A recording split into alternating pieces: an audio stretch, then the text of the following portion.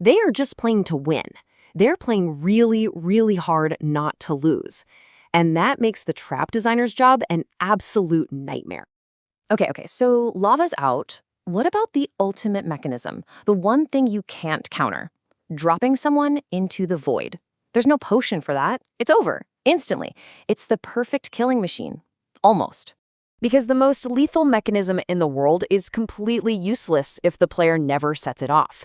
A smart, paranoid player is constantly scanning their environment. They're just not going to step on some random, suspicious-looking block in the middle of nowhere. So the ultimate counter isn't a potion in their inventory. It's the brain in their head. The weak spot isn't the mechanism anymore. It's the trigger. It's the player's mind. And this means we have to get way more specific. We can't design a trap for some generic smart player because not all smart players think the same way. The perfect trap has to work on different kinds of minds, different kinds of problem solvers. So, researchers have actually studied how people play Minecraft, and they've found a few key archetypes based on what drives them. For our trap, we need to focus on two big profiles who think about danger in totally different ways, the survival player and the creative player. Okay, so a survival type. That's your classic expert. Super paranoid, always prepared. They'll spot a threat from a mile away and they'll have that fire potion ready to go.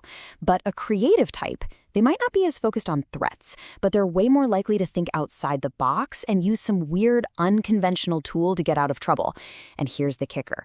Our trap has to be totally inescapable for both of them, the paranoid planner and the unpredictable genius.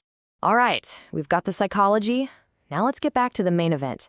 How do we build something that can outsmart paranoia, make preparation totally useless, and shut down creativity?